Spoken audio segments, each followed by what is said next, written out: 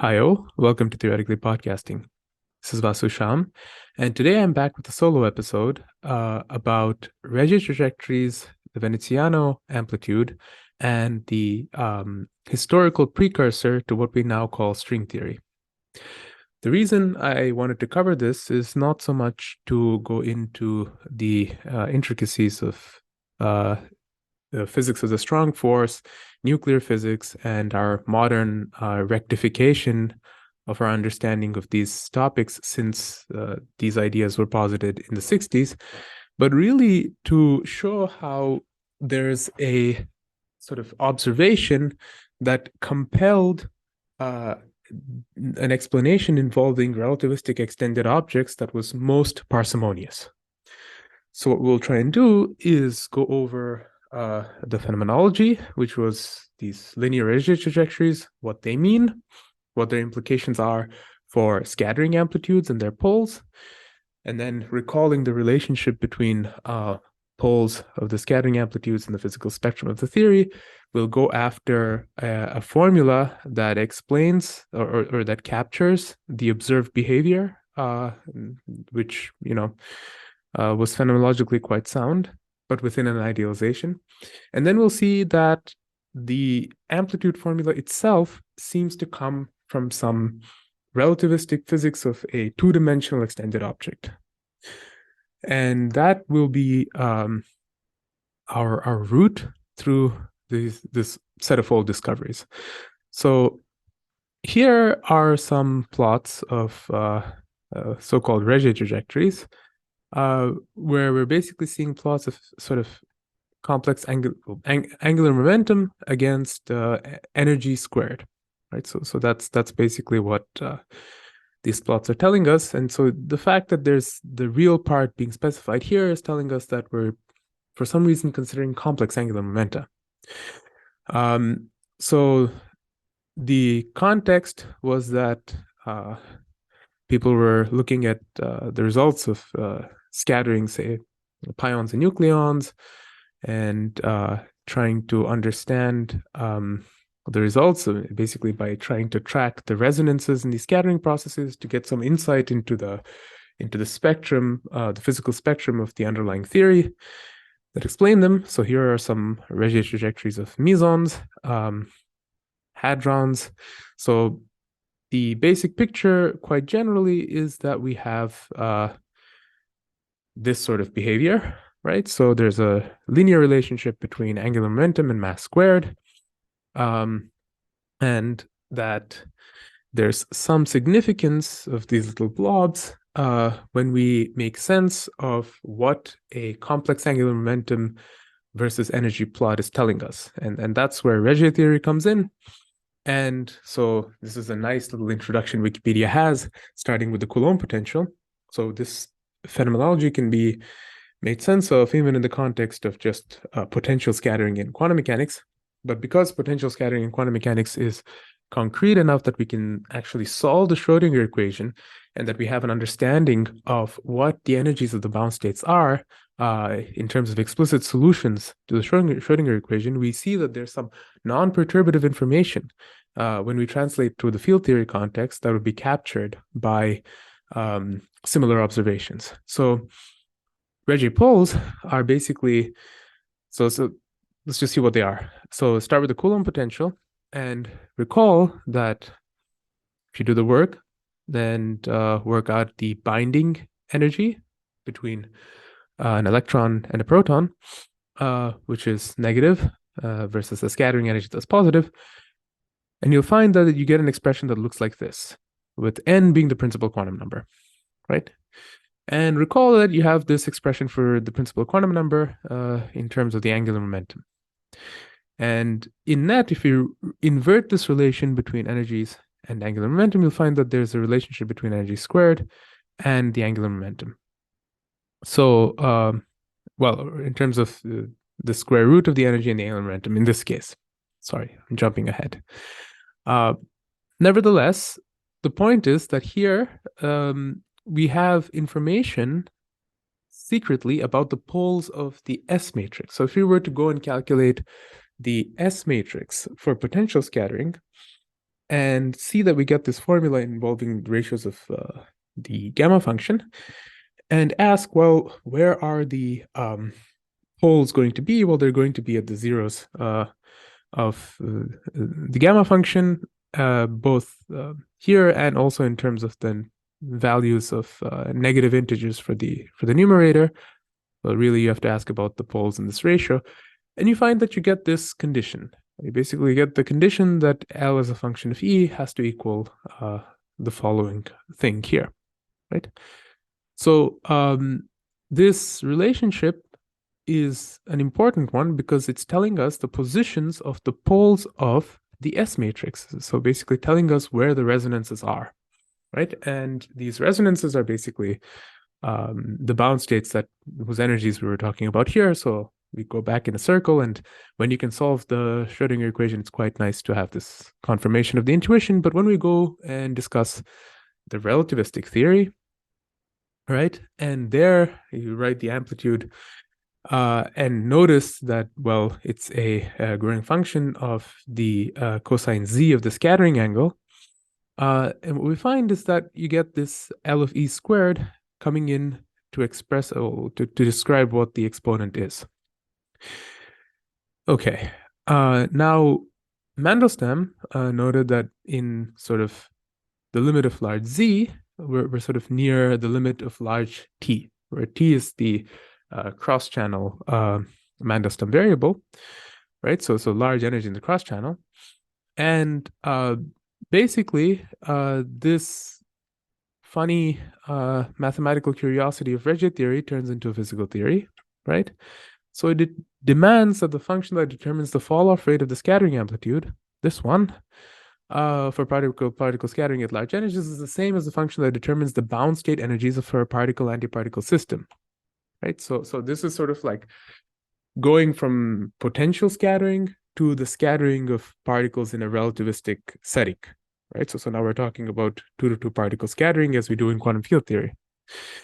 And so now we're in business because sort of knowledge of the intermediate states in a scattering process is knowledge of the full non-perturbative spectrum of a theory, right? So that's sort of like motivating. And now we see that all these plots, well, what they're telling us, or why they were even motivated to make these plots, was because they're telling us something about the spectrum of the underlying theory, right? So the spectrum of the underlying theory is such that you have poles of the S matrix at all of these locations, right? At all of these locations, there's some poles in the S matrix. So that's kind of what's going on here, right? Okay, so let's write down an amplitude that has certain properties. So in this wonderful set of notes that I'll be following by Itoyama, sort of summarizes what the properties are. All right, so let's take a step back and recall that in 2-to-2 relativistic scattering, we have these two Mandelstam variables that determine everything. There's one more Mandelstam variable that's just the sum of these two because of energy conservation. Right, so this is S. S determines the energy in the direct channel. T determines the energy squared in the cross channel. And what we see from experiments, so this is all of the phenomenology that I'm underqualified to properly explain, is that we have contribution of many poles in the T channel. We have a relation. This is sort of special to the case of the hadrons that you don't see with the Coulomb forces. So that you have a relation between the mass squared and the spin that's essentially linear. All right, that's what these plots are telling us. And that we have a correlation between behavior in the S much larger than T and S much smaller than T regions. And now, let's make an idealization, which doesn't actually hold, but it's just an idealization that let's just say that this relation goes on forever, that these poles just keep popping up. Then, okay, we also know that empirically that there's a crossing symmetry relation, which says that you can cross the crossed and the direct channel, and you get the same answer for the amplitude. So this property is subsumed. So now let's try to write down what the amplitude could be, right? So this is a sort of almost trivial exercise. All we're saying is poles in the S matrix are the resonances we're after, And we'll forget that there was any relation with the angular momentum for the time being. Just what has crossing symmetry, an infinite number of poles, and what we want is really simple poles, right? An infinite number of simple poles in the direct and the cross channel, right? Okay, so what's the dumbest thing we could write down? So the dumbest thing we could write down is just a product of the pole factors, right? So we could just say, let's write down something like 1 over 1 minus s. So let's just write down, okay, so this is 1 over s, s, 1 over 1 minus s, 1 over 2 minus s, and so on. But we want that to be symmetric with the t channel. Okay, so what we're going to have the same expression in terms of the t channel.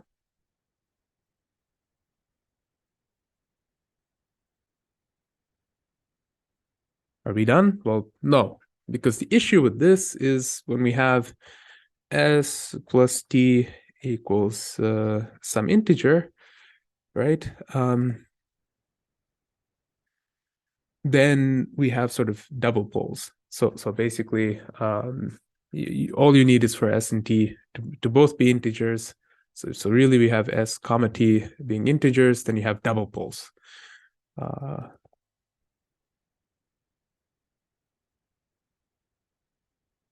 Right, and so that, well, let's just take a picture where you have a depiction of what these double poles look like. Again, from those nice notes of Itoyama, and it's basically this situation where you see s is 1, t is 1, pole, s is 2, well, or let's just say, you can go from having like s is 1 all the way up to t is 3, pole, s is 1, t is 5. That's what these dotted arrows mean. Similarly, let's take s is 2, and then we already talked about when s is 1 and t is 2, vice versa. We can have s is 2, t is 4, right? If we just follow this all the way up. So this is a pattern of double and multipoles so there's going to be a redundancy that we want to get rid of. So how do we get rid of that? Well, we just multiply by factors. So the denominator is the formula I was trying to write down, up to n naught. The numerator is all the factors that account for the possibility when s and t are some integers. Sum of two integers is yet another integer, right? So we have n naught minus t plus s, n naught minus 1 minus t plus s, all the way to minus t minus s, right? So we have those two things.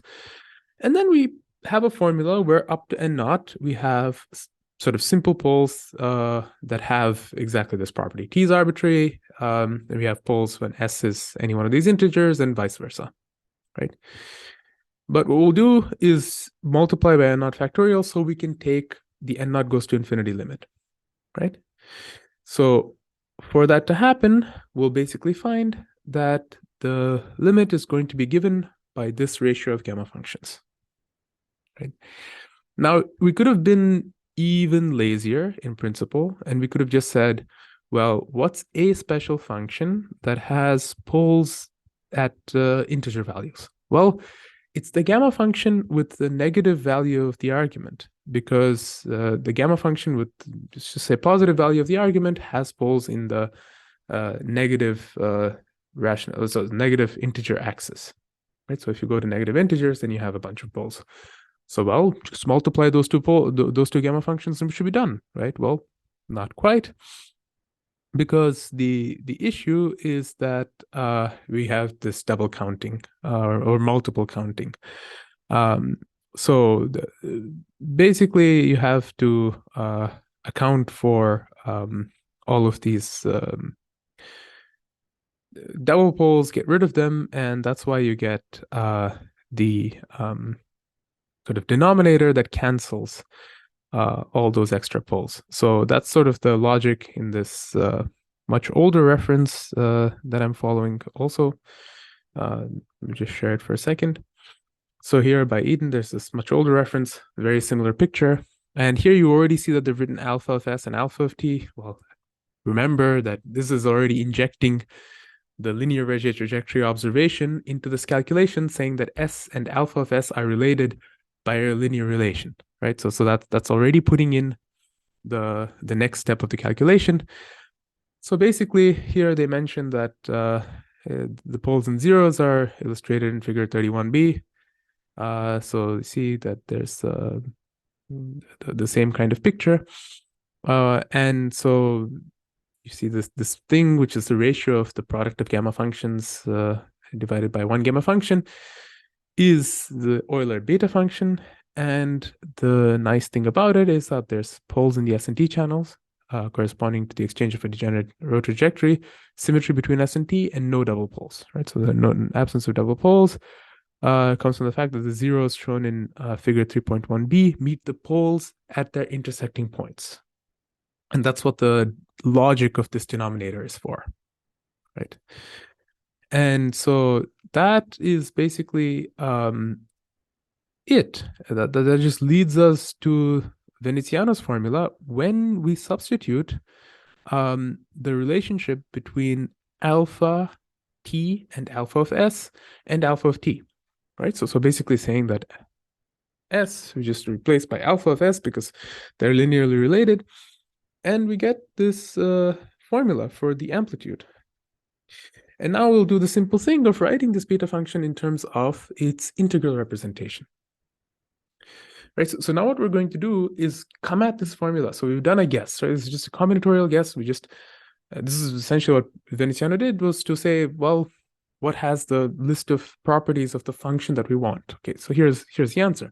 Now, what physics does this answer tell us about? And this is where we'll do certain manipulations that guides us in the direction of some hidden two-dimensional physics. So two space-time dimensional physics, which means the physics of a one-dimensional object that moves through time to create a two-dimensional surface, right? Okay. Getting to the string. Okay. So we have this nice formula, integral formula for the beta function. You can look this up anywhere. Okay. But now you can say that, well, there were initially four interacting objects, right? It's it's a four-particle amplitude, two in, two out. Now, we have just one integral.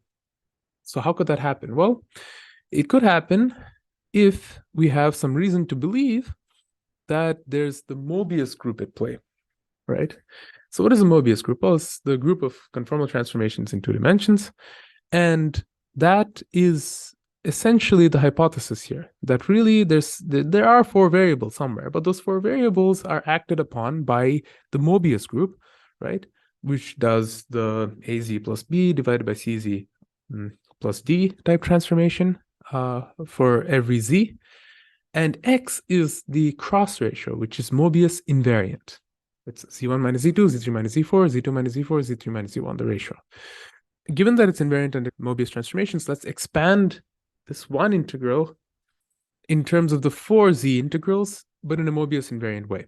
So let's go to the original Koba-Nielsen paper where they do this. Koba and Nielsen have this very nice paper, which shows that, well, see, this combination of variables, and here they just have 2n, and J goes from 1 to n, we just have 4. It's invariant under the following set of transformations. So Z goes to W, that's Z plus B. Z goes to W, that's AZ, that's the stretching. And then Z goes to W, that's 1 over Z, right? And so, well, this cross ratio is just going to be invariant under those transformations.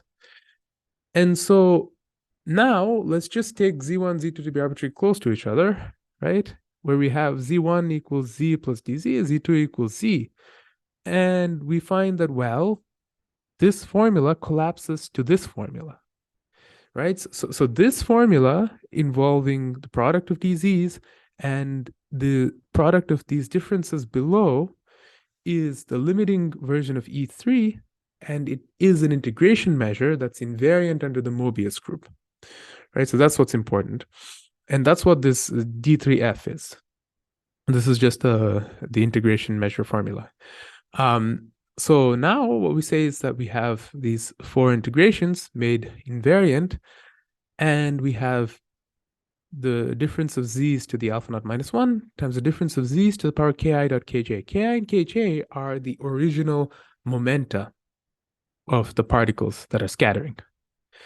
And basically, this comes from rewriting S and T in terms of the actual kinematic invariance, right? It comes from writing S and T in terms of P squared. So they've switched from P to K, but whatever. And then what you can do is really think of this formula as having come from some two-dimensional theory of sort of objects that attract under a logarithmic force, right? And this logarithmic force is sort of reminiscent of the two dimensions. So it's the Coulomb force in two dimensions. And so you can write down this formula in terms of certain exponentials. And basically what you find is that actually, if you work out what this is, then it really looks like you've computed the correlation function of so-called vertex operators, that is exponentiated scalar fields with the coefficient given by the momentum k, right? Exponentiated scalar fields coming from a sort of massless theory of scalar fields living in two dimensions, right? So these two dimensions are the so-called world sheet of the string, right? And what we get this formula by basically looking at the scattering between two strings going to another two strings. So this is basically conformal invariance. So Mobius invariance is like the conformal invariance group of the two dimensions. So basically with two-dimensional conformal invariance, we have a different explanation for the origin of this formula. And it's a sort of unique correlation function of vertex operators in a two-dimensional conformally invariant model. So this is sort of the origin of the ideas that went into string theory. But there's another sort of a little bit more lowbrow way that you can sort of see that these linear Regge trajectories come out of string theory. And this came from Nambu, who just said, like, let's just consider these mesons to be tiny relativistic objects, or relativistic because they're sort of like sort of spinning around at the speed of light. And you basically compute the total mass and angular momentum of the system, right? And posit that it has an energy per unit length sigma. That's the tension of this string. Now, basically, if you're being cognizant of the relativistic boost effects, then the total mass formula is going to be sigma pi r naught, and the angular momentum is going to be sigma pi over 2 r naught squared. And therefore, you have this Regge trajectory relation between mass squared and spin, with the slope being set by the tension.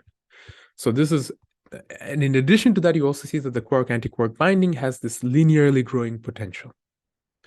So that is sort of like a sort of a little bit more mechanical, sort of classical, simple explanation for why this stringy physics provided an explanation for the formula and the physics that we were seeing. And I thought this was a very nice story. Now, of course, the idealization that we considered, where you really have an infinite number of these particles, it breaks down. It doesn't quite work that way. You don't really have a linear relation all the way. And, you know, these strings of chromoelectric flux, they break, right? So that's kind of what happens in QCD. And, well, the actual explanation of the strong force comes from quantum chromodynamics, and this was understood later. But then this idea of the so-called dual resonance model, or this of string theory, took on a life of its own. And that came from understanding how the infinite number of excitations, massive excitations, had at the beginning certain massless excitations that included what looked like gravity in sort of higher dimensions. But that's yet another story. The point is that there's still some amount of this stringy physics that's inescapable. We're sort of gonna have to deal with it, but it's not sort of the fundamental description of the forces that people were trying to explain at the time. They're so-called effective strings. So these models are stringy, but not all the way down in terms of length scales, or all the way up in terms of energy scales. So that is a sort of prelude to perhaps another podcast I could do about what's called the QCD string, which is a very exciting area of development to date. Hopefully I'll be able to get a guest for that one. But if you've gotten this far, thank you. If you like or dislike the video, let me know in a comment, like, share, and subscribe. This is Theoretically Podcasting, and I'll see you again next week.